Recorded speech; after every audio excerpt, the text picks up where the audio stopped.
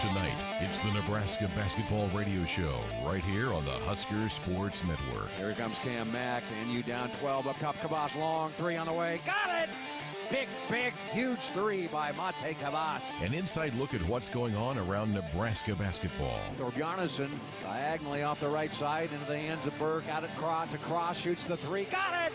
6-point ball game, my friends, with 2:28 to go. Kevin Cross nails a big three, his third trio of the afternoon. Tonight, assistant coach Doc Sadler. Rebound by Thorbjarnarson down the floor. It's Cam Mack with it. Huskers down by 6. Mack shoots an NBA three. Got it! 3-point ball game, timeout Nebraska with 50.4 seconds left to go.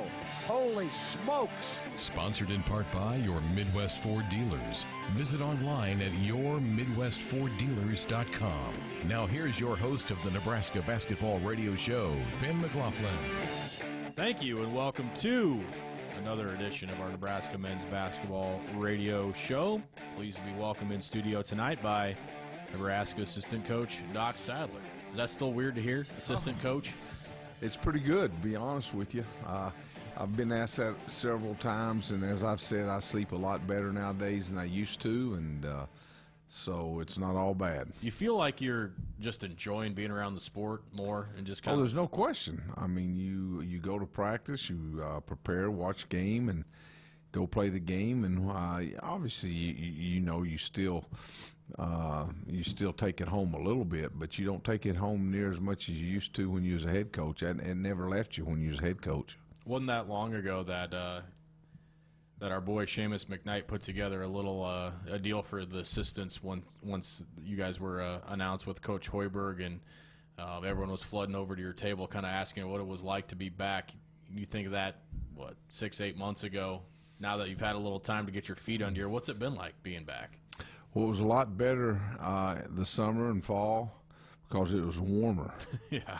Wow, how about this cold weather? But, it's been good. I mean, the people here always treated me and my family first class, and, so coming back, that wasn't an issue at all. That was going to be okay. It was just, making a decision to finally, knowing that you're not going to be a head coach anymore. And really, it was pretty easy for me. The 16 years I was a head coach, I enjoyed every bit and every minute of it, but at the same time, the last 5 years that I was at Southern Miss was really long, tough years, and I felt like that we finally got that thing flipped around and, won 20 games last year and had it, in good, on good foundation to leave it for somebody else, to let them have a shot at it. And, just so happened that the opportunity came. And I've said this to a lot of people that really there's only about two people that I would have done this with. And that was, obviously Coach Hoiberg here and then Coach Self at Kansas. Other than that, I probably would still be beating my head up against the wall down in Hattiesburg. I know, that was a program that needed a lot of attention and needed a lot of help. But, as a coach who invests so much, it's never an easy thing to leave that behind.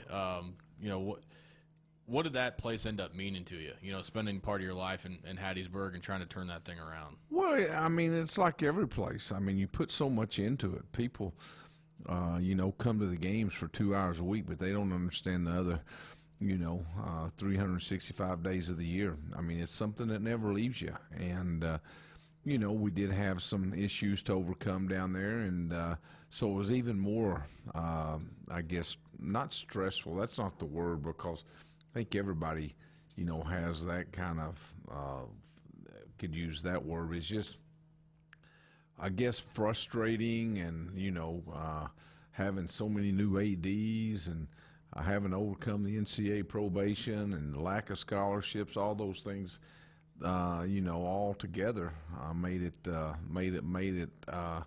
those 365 days every day. And so, but it was fine. I wouldn't trade it for anything, because really had a lot of satisfaction in knowing, the last 2 years we made it to the semifinals of the Conference USA tournament. Finished second in my last year there, and so there were some good times, and probably the seniors that we had in the program that we had last year that came in knowing that we was going to be on probation and things like that, and they stuck it out and then had the success they did. That's probably the most rewarding thing that I had. Yeah, pretty cool to have the selflessness there. But then, of course, you decide to come to Lincoln, where I think when you were hired, we didn't really have a team. There wasn't very many guys left. What was that like as a coach, coming to a place and basically figuring out how we're going to get enough bodies to put out there? Well, again, Matt Abdelmassi, Armand Gates, they did a nice job. And I got a lot of confidence in those guys. I didn't know Armand, but Coach Lutz, who I knew from being at Charlotte and other places, I've probably enjoyed that relationship as much as any, because he and I get a chance to sit around and just talk basketball about how things were at other places, but also now during the season on how to maybe defend the other team and things like that. So you continue to learn the game, and his knowledge of the game is very, very high, and so I've enjoyed the I guess cross the hallway talks with him also. Let's get into a little bit of last night, and I feel like every night we've had a league game, we've said this, but the bigs on the other team, we've seen some of the best in the league already. Obviously with Garza and last night with Wesson, it's a big challenge defensively, especially the size deficiencies that we had. What was the goal, Coach, in prepping for them and throwing another tough challenge to Ivan and Kevin, and what they can do on the perimeter as well? Well, I was watching the Big Ten Network earlier tonight, and I don't know that there's ever been a season where there's so many big guys. Every team, it seems like, has someone that everyone's talking about. Obviously Indiana has the freshman in Davis, and then you go, to Wisconsin. That guy there's averaging 25 points a game now. And then you go to Rutgers and the big guy they got. So every team has one. So it's not something that we're surprised by. Obviously, we change a lot of things up defensively, depending on who you are. But one thing that we do know going into every game, we're going to be mismatched inside as far as size is concerned. So we've got to do things to try to help them. You threw a lot at Garza when they were here, and it was the coolest part is watching how those kids bought into that game plan and just raiding everything. And when they had an injury on the outside with Frederick that freed some things up, and obviously let McCaffrey take as many shots as he wanted to take. With Ohio State, they've got some guys that can really fill it up behind the perimeter. How difficult is that to do when you got guys that can make that shot? Well, the brother Wesson got off to a great start, 3 for 3. But, as far as the big guy, we held him to 14 points. Dick Bennett from Wisconsin and Tony Bennett's dad always told me that, if a big guy beats you, that's the coach's fault, because you should be able to try to defend the post. You can do so many different things. So I've been pleased with the way the guys have done, and Coach Hoiberg, has, his basketball IQ, not just on the offensive end, but the whole game is so high, and he has some great ideas, and we just try to get together and try to figure something out that might confuse somebody or might help us with defending the post. What are your interpretations of how guys like Ivan and Kevin have done? I mean, they haven't seen the competition that they've seen, and they have to play whether they're ready or not. How have they held up against some of these guys? Well, not only are they small, they're freshmen. I mean, you're playing against maybe the best big men in the country, and it's not just one night; it's 2, 3, 4 nights, and the beating that you take. Because the thing that Coach and I was talking about on the plane on the way home is just how physical this league is, and it's something you can talk about. And when I was in it before, that's something that I came away with, but that hasn't changed. I watched the first half tonight of Indiana Rutgers, and one team had 4 fouls and the other team had 3. And, You know, it was a lot of bodies were on the floor.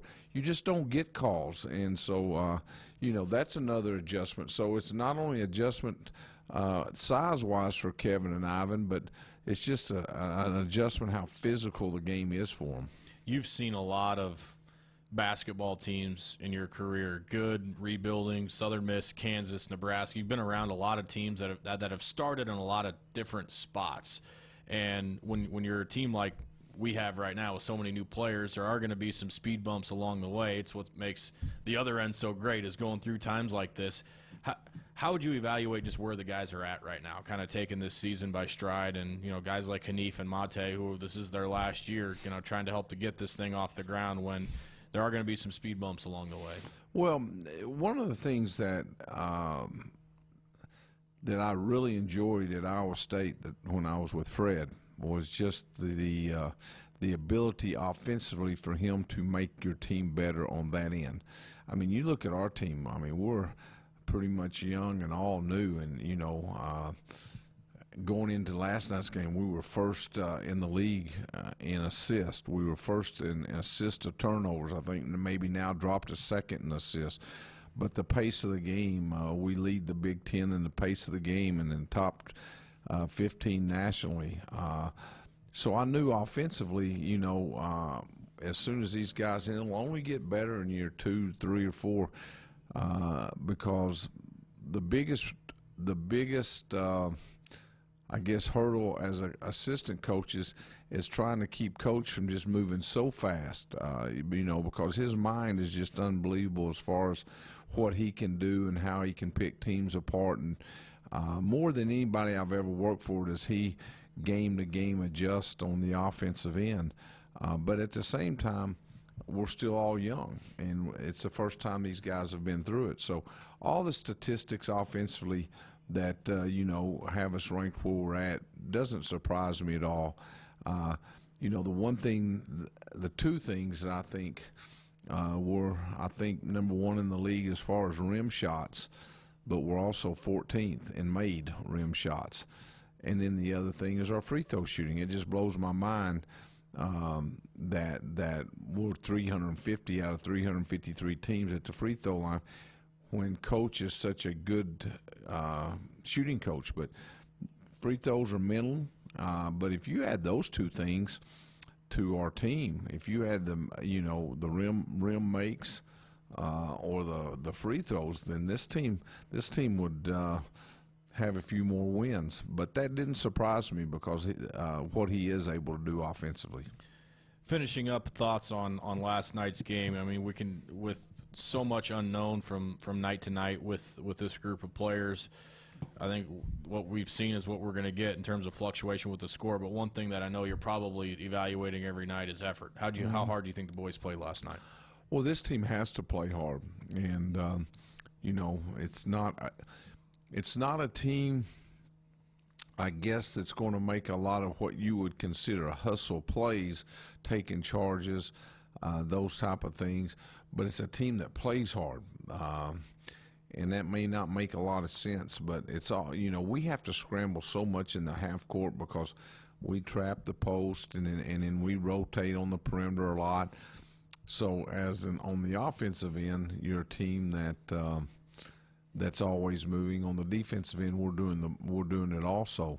And I thought last night, again, we just had trouble making some easy baskets. And you know, it's easy. If we could have kept the pressure on Ohio State because they had struggled a little bit, who knows what would have happened.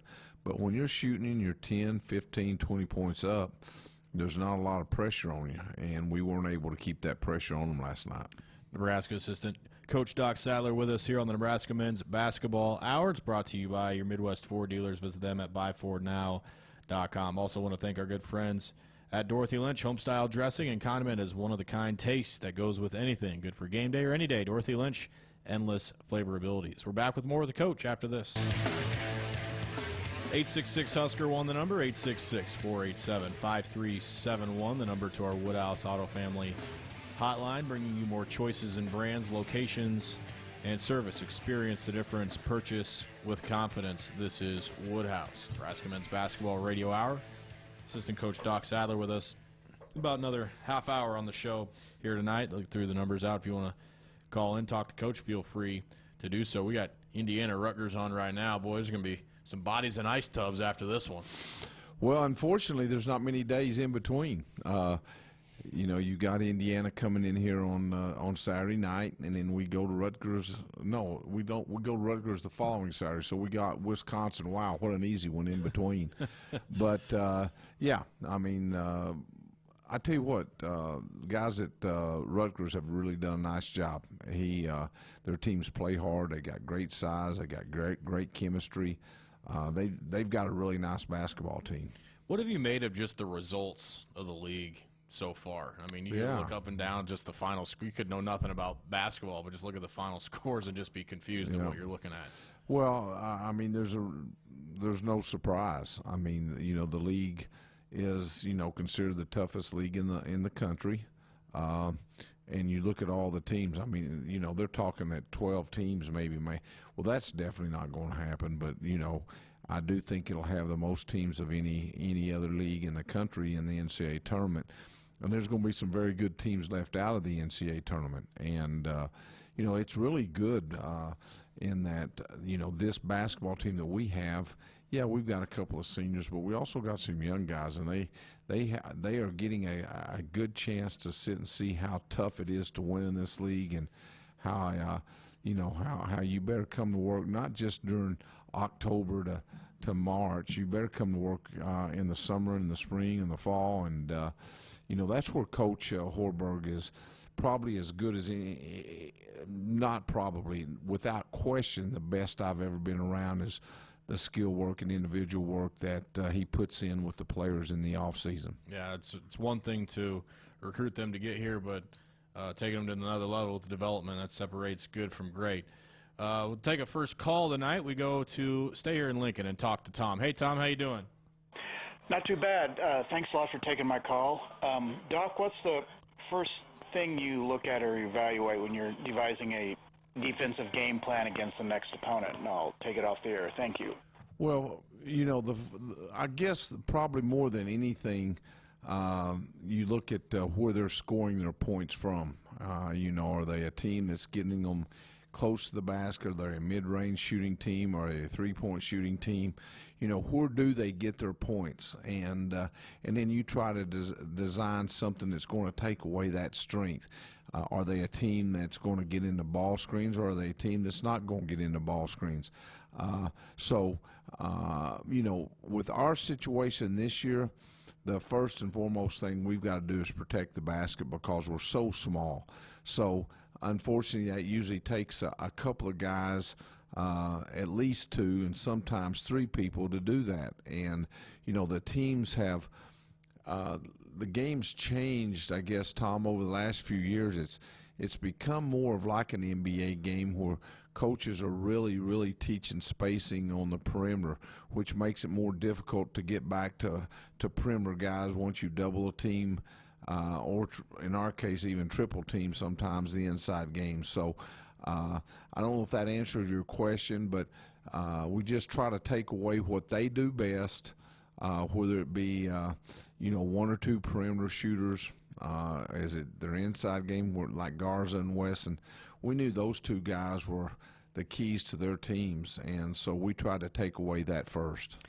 Coach, when you have young guys on your team and you recruit them, and they see Coach Hoiberg and they know, as you said, what type of skill direction he can give them and shooting that they can give them, that can put up a lot of excitement on the offensive side of the ball. But sometimes it takes a little nudging and a little coaching for them to want to put that effort on the defensive end.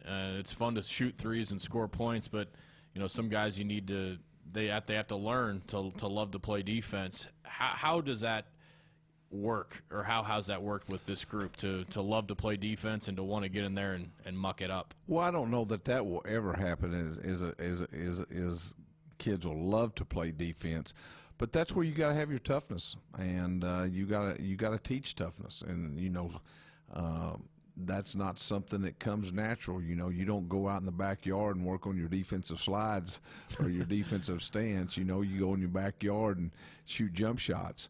So that's just something that you understand when trying to build your defense, that it's a part that it's not just a grind for the players, it's a grind for the coaches. I mean, it's no fun going out there and trying to get them to get to the intensity that they need to get to each and every day on that end to become better.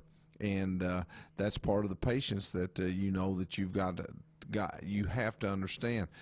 You're not going to change things overnight, and you know, that's one thing that I've been most impressed with our crowds. I mean, we've had some tough ball games, and we didn't do very well in some of those games, but they've continued to come out and really support us. They understand, and they understand about patience, and they understand. I hope that they see that we are getting better, and so the defensive end is just an area that we get a chance to defend Fred's offense every day. So you're going to see everything that you're going to see in a live situation. So and that aspect of it makes it a little bit easier. You mentioned something that was interesting. You know, you have to find a way to get them to play at the intensity that you want to do it, and the only way you can do that is if you know the player that you're coaching, and everyone kind of responds differently. How important was that part, just getting to know who these guys are and how they take a message? Well, I think that's the hardest thing in today's coaching. First of all, you used to grind them, you used to go long hours, you used to do all those things, and you could maybe go twice a day or bring them back early in the morning so you could make them tougher mentally. That's the key, in my opinion, in today's deal, is trying to find a way to make them mentally tough in a short period of time, and that's where Coach is so good. We're not going to stand around and practice. We're up and down that court, so you don't have to go as long. It's been fun, but at the same time, you gotta make the young guys understand that their time will come and the grind will be there, and so that's kind of where we're at right now. What was your first interpretation of Thor when you got here and the first time you watched him? You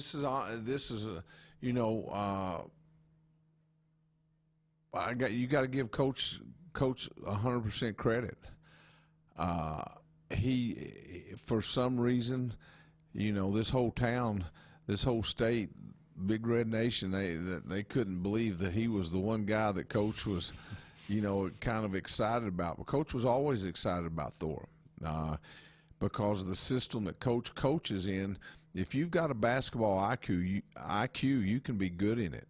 You may be a little less talented, and Coach always saw that. I mean, we had staff meetings about the players and this and that, and I kind of liked him because I thought he was tough. But other than that, he didn't have a lot of support. But the good news is that one guy that makes all the decisions loved him. And I told Thor, I said, man, best thing you got going for you is you got a head coach that believes in you. And I was told this one time, a player can be successful if that head coach believes in you. And, vice versa. If he don't believe in you, you better move on. And Coach, through every meeting, he finally got to the point and said, hey, guys, we need to quit talking about it because I believe in the guy and I'm bringing him back. And so I'm sure Thor feels that too, but I couldn't be more proud of the season that he's having. When did you realize in practice and workouts you go, dang, he was right, this kid can play? I think I saw it early when I first got here, just on his IQ. Now, I wasn't convinced any of the other things, he wasn't the go rip off a 42-inch vertical. the athleticism and the shooting and all that, and then you talk to people and they couldn't. I felt sorry for the guy, but he was a guy that that Coach believed in, and anybody else on the staff that says they want to take credit for that, they're wrong, because bottom line is Coach Hoiberg saw something, liked it, and he's turned out to be right. Now that we're 17 games in, what does he mean? I mean, he just seems like he's the heartbeat of the team when he's out there. Well, he doesn't have a bad day. And, every day that he shows up to go to practice, he's giving you everything he's got. Now, can he frustrate you? Because he is hard-headed. I mean, don't get confused. But the thing about it, somebody like him is that you know that he's doing it in the best interest of the team, not himself. So that's probably been the best thing that I've seen is how he has no other motives except to do what's best for the basketball team. Shooting 48%, I believe, from downtown. Seamus, how many threes did he have his first 2 years? Like 3 or 4 or something like that? 6 maybe. He had 5 yesterday. Yeah. And, he's just turned into something special. Well, this show has reached the deepest of deeps when we're getting Seamus's input. Well, Seamus is here for a reason. He's got a bucket full of stats there. He's always got the stats. I ask him one thing, and he doesn't know it. Oh, he knows it. I can promise you. He's just waiting. He's just waiting for us to pay him to get the information. He's not giving it for free. He's digging it out right now. We'll give Seamus a chance to do that. We'll step aside for a break. Again, 866 Husker won the number 866-487-5371. We got more with the coach coming up. 866 Husker won the number 866-487-5371. Number to our Woodhouse Auto Family hotline, bringing you more choices in brands, locations, and service. Experience the difference. Purchase with confidence. This is Woodhouse. Let's go ahead and start our next segment with a phone call. We go to Ithaca and talk to John. Hey, John, how you doing? Good. How are you? Doing all right. What's on your mind with Coach tonight? Well, Doc, when you had your press conference when you left, it really tore me up, and I wrote you and you were kind enough to answer my letter, and I just wanted to tell you that I'm so glad that you're back in Lincoln. Well, John, thanks for the call and thanks for the kind words.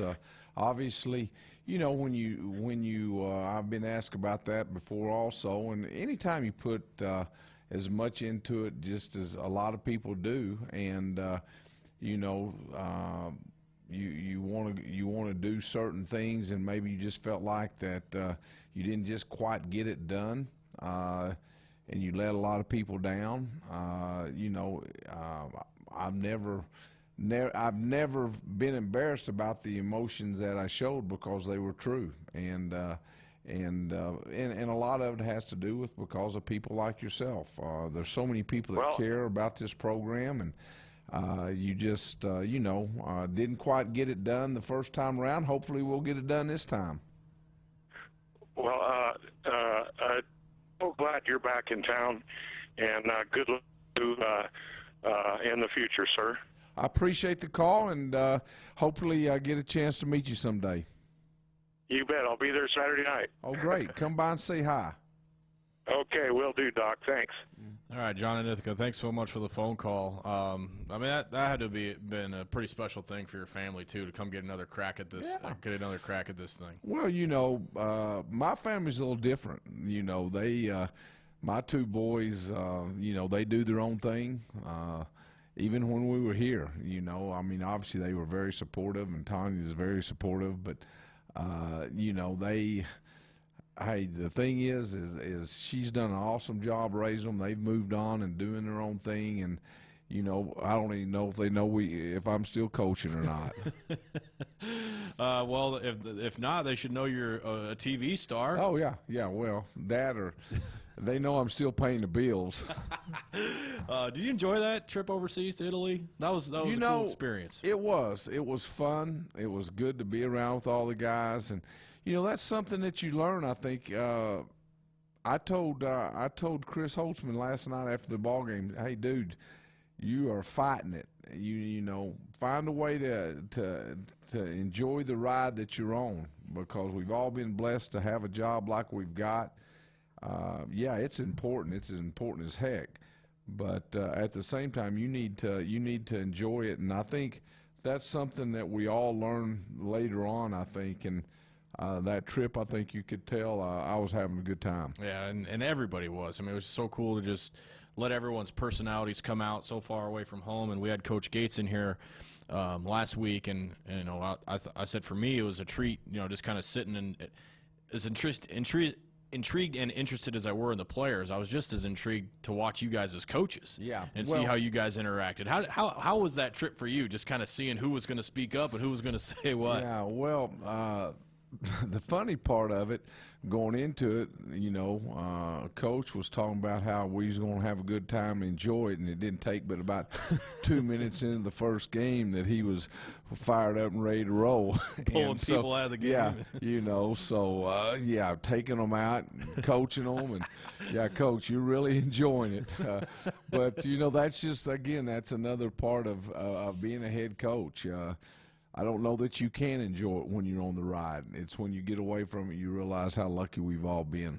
Yeah, and then you mentioned you hadn't met Coach Gates before, and we were all in close quarters on that trip. Yeah. And your you know, offices share space together. What's it been like getting to, you know, the coaching fraternity is so interesting, how you guys end up crossing paths, and every once in a while you run into somebody that you haven't crossed paths with. You know, I knew Armand's brother, Dennis, at Florida State, and then I had met Armand when he worked for Porter Moser at Loyola Chicago, but didn't know him at all.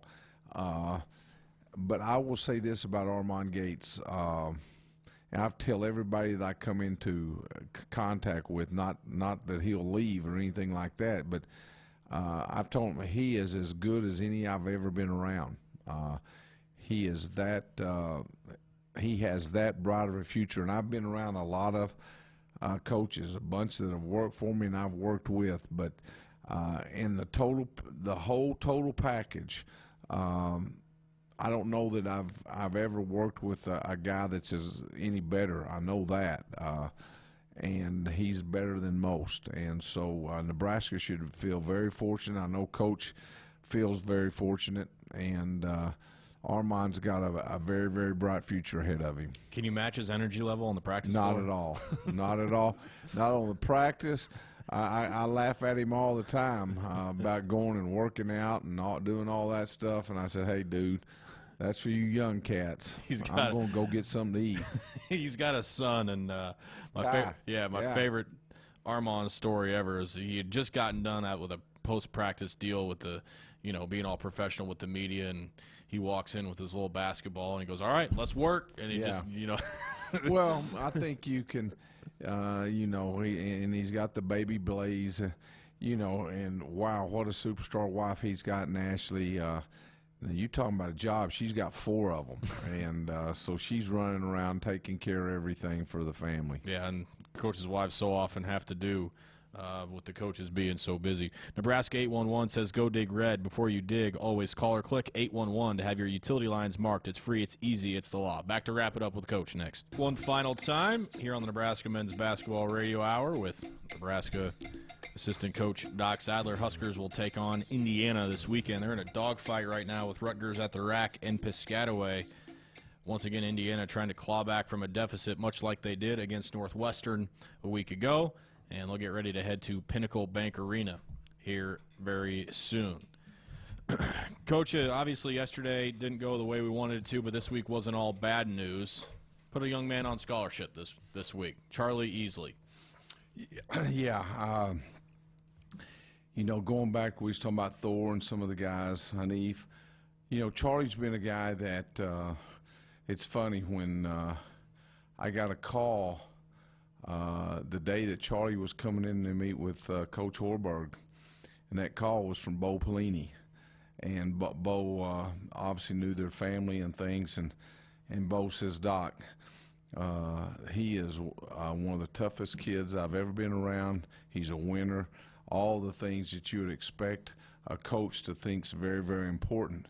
And, you know, Charlie, all the things that Bo said that he was, and he is. He's there early every day. He's the last one to leave. He works harder than anybody that's on our team.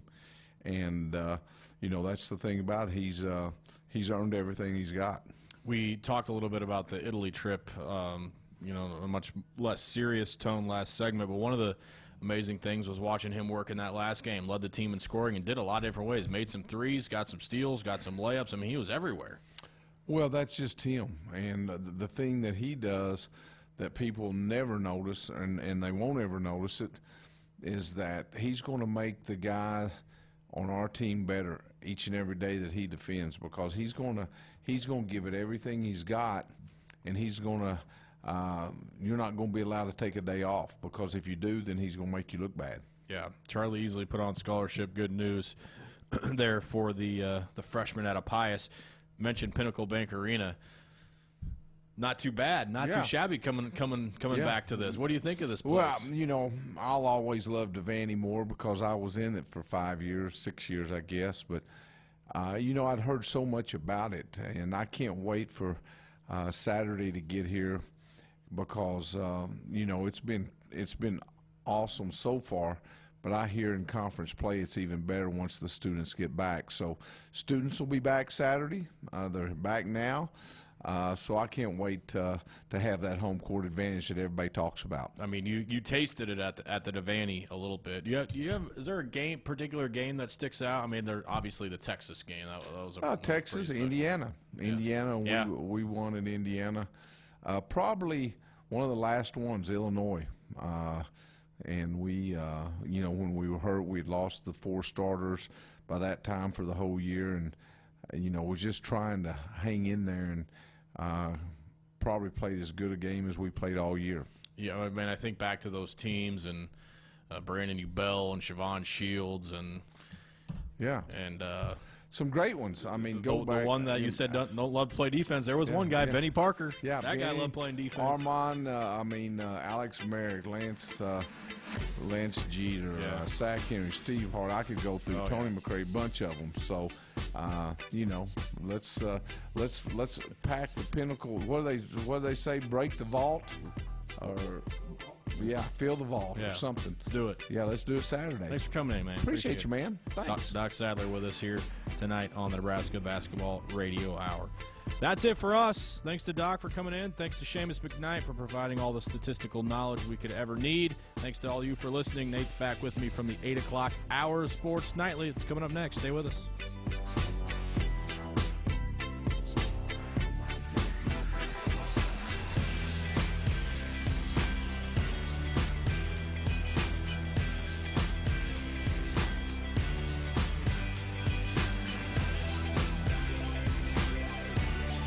This is the Husker Sports Network.